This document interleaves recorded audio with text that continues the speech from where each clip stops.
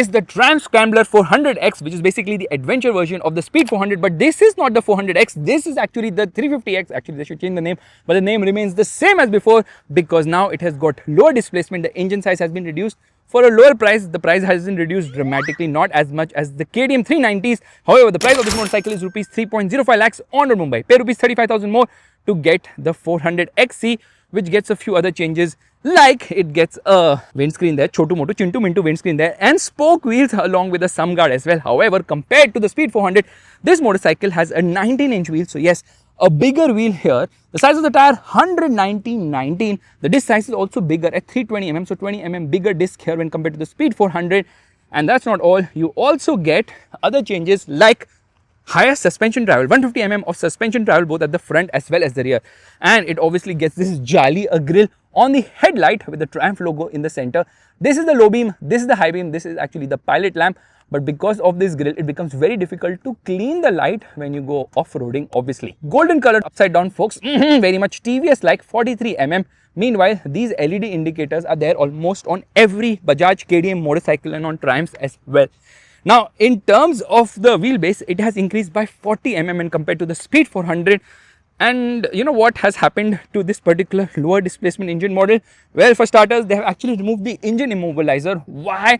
And there was 400 branding here below TR series. That has been moved as well because it's no longer a 400, but the name says it's a 400. So what's happening really? And you obviously get this crash guard here. A single horn, some exposed, wires obviously exposed on a motorcycle, but very nicely concealed here. And obviously the fit finish and all is in line with Triumph. So Bajaj has done a fantastic job here. A split seat setup, you get this sort of brown color finishing on the seat. The seat looks nice. The grab rails feel chunky to hold. Scrambler 400X badging right there. You can actually remove the rubber here for better grip off-road. And yeah, this has sort of a claw, which is quite nice as well. So a lower capacity engine. This exhaust has a dual port outlet, and the rear disc size 230 mm. Rear tire size 140/80/17, and the ground clearance has increased to 195 mm here. The seat height is quite a lot. It's only for tall riders like me because the seat height is 835 mm. Tank capacity 13 liters. You obviously get these hand guards here, which are quite nice, but they will easily break because they are made of plastic, obviously. And at the rear, very much in line with other bigger Triumph Scrambler motorcycles, the design so looks quite nice. The bike actually feels quite big as such. Get the Triumph logo here in the tail light, LED indicators at the rear as well, and there is obviously the mandatory sari guard here. So overall fit finish and all is quite impressive. Offset fuel lid here, and you have this padding on the cross handlebar. So yeah, this is probably to curtail the vibrations of the motorcycle. You get adjustable levers in the XC, I think. XC costs 3.4 lakhs on road Mumbai, and you get this analog digital cluster. This should have been the tachometer, but this is actually the speedometer here. So obviously when you turn on the motorcycle, it does this whole full swipe up thingy. There it does the full swipe up, which is nice.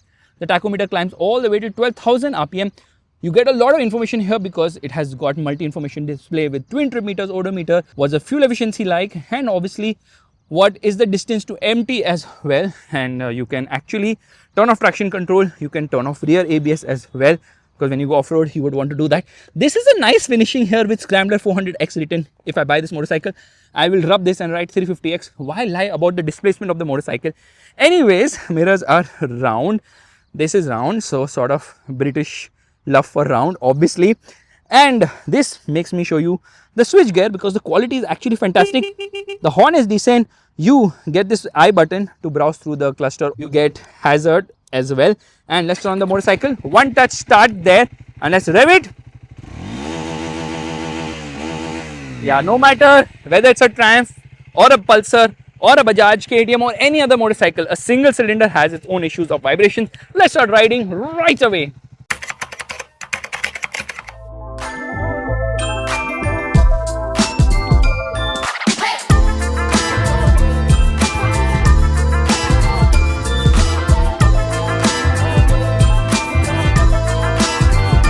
Alright, let's turn on the motorcycle. Come on. It goes through all the gears, huh? Okay, engine gear is on.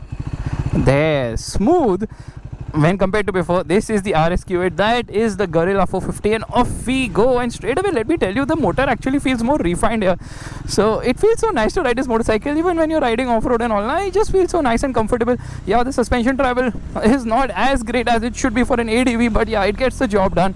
I mean, it feels quite nice to ride this bike. So the engine gets new camshafts, it gets new cams, and yeah, a lot of other changes have been done. Basically, how have they come to a lower displacement? Simply by ruk ja. Off we go. Woo! Let me tell you, the bike has actually become slower. I'm sorry, but yes, the bike has actually become slower when compared to before. The earlier bike actually had this kick in the pants feel around 3000 RPM. That has gone completely. And why has it gone? Simply because well, they have reduced the output of this motorcycle. Vibrations and all have reduced, so the bike feels more linear, because now power delivery is more smoothened out because it produces lesser output. So they have reduced the stroke of the engine. The bore remains the same, so from 398cc now it is 349cc, and the result is that this motorcycle isn't as powerful when compared to before. Power is down by 3 horsepower, torque is down by 5.5 Newton meters, which is okay. Why is it saying set? Let's come out of this menu. Yeah, and off we go. So yeah, I was telling you, power is down by 3 HP to 37 horsepower. Earlier it had 40 horsepower. Torque is down by 5.5 Newton meters from 37.5 Newton meters to 32 Newton meters. And the result is obviously that the bike has become slower marginally. So 0 to 100 kilometers per hour should take around 7 seconds, which is around 0.3 seconds slower when compared to before. And obviously with lesser output, power and torque decrease happening, performance will also suffer here. But you know what, it's actually quite likable because the refinement has dramatically improved and the performance has become more linear. No kick in the pants feel anymore, which is fine for a Triumph motorcycle, not so fine for a KTM motorcycle. So overall refinement and all is something which people will definitely appreciate here. But the price decrease is around 11,000 rupees, which is not much. But then yeah, I expected more price to reduce, like how KTM has reduced the price of the Duke 390, because that bike overpriced since day one, I guess. Not day one, yeah bro, you own one, how can you say that? So with lower displacement comes better refinement, but a single cylinder engine obviously cannot be super refined, and that's the reason why I can feel some vibes on the seat, on the pegs, on the handlebar, almost everywhere. The handlebar is nice and wide.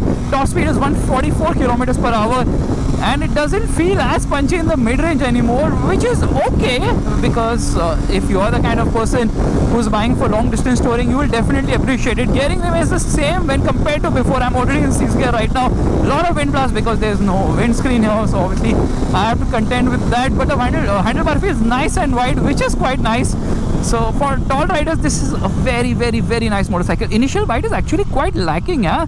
Not that impressive, because this motorcycle is using organic brake pads, not sintered brake pads, which obviously affects the initial bite. That's the reason you should swap the brake pads with the Speed 400, which has the better brake pads. Yeah, it's just not impressive for initial bite.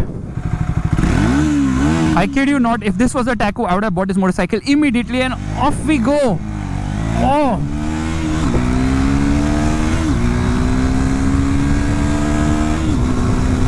front end lifts a bit. That's how punchy this bike is. Good amount of grip. Ride quality is really nice. It's very comfortable a bike. That's a good thing. And also for long distance touring, you can comfortably keep a speed of around 110 kilometers per hour. Unless you're on a windy road where you have to obviously reduce the speed, because there's a lot of wind blast to contend with here. It's a nice motorcycle to ride, but instead of removing things like the engine immobilizer, Triumph would have added more features, like a cruise control would be so awesome for something which is sort of a touring motorcycle. I know it's an adventure motorcycle. Gearbox is smooth with shifts. The clutch is also on the lighter side, and the bike has a nice pace to it. So it's a very bassy motorcycle. I definitely like this. It's better than the Speed 400 for sure, but it's definitely not as good as the old Scrambler 400. Yeah, there's no replacement for displacement. But then you know the reason why all this has happened, simply because GST on motorcycles with engine capacity more than 350cc has been increased from 18 to 40%, which is absolutely crazy.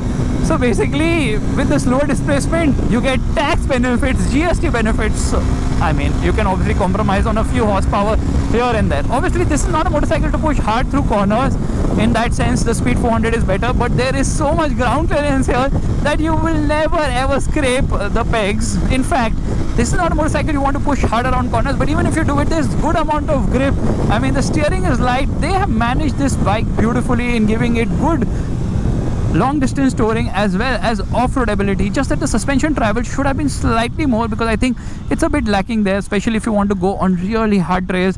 That's where you realize, oh god, yeah, it doesn't have the level of travel you would expect from a bike of this kind.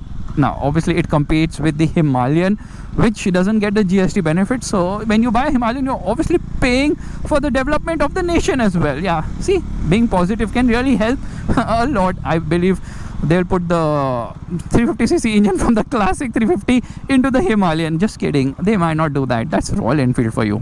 So let's launch it again.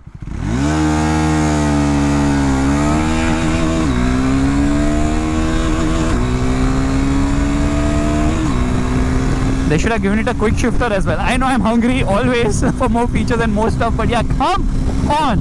So I kind of like this bike. I feel it's worth paying 29,000 more when compared to the Speed 400 for this bike, because it definitely offers a lot more versatility here. And that discovery is time to end. Thank you so much for watching. If you like this video, make sure to give the thumbs up, that's the like button, and don't forget to subscribe to the channel. I'm in love, and I just wish try and bring in a twin cylinder at an affordable price. No. The Trident 660 just doesn't work for me at that price. Obviously not. पता नहीं एक cylinder add करने में इतने पैसे क्यों लग रहे हैं. Now because the wide handle one are going through places like this, not easy unless you're into knocking other people's mirrors, which unfortunately I am not, or fortunately I would say. Surprisingly, heating is kept well at bay, so the bike doesn't heat, and it's quite tractable lower down. Just I miss that mid-range madness which was there in the previous motorcycle. Pegs a little rear set, 30-liter fuel tank, so expect around, I think, roughly 400 kilometers on a full tank, depending on your riding style. Should return around 30 kilometers per liter if you don't go mental. Yeah, it has traction control, it doesn't need it, so you can turn it off actually. Dude, you're not a BMW, you're a Kia. Where are your indicators? Okay, bye.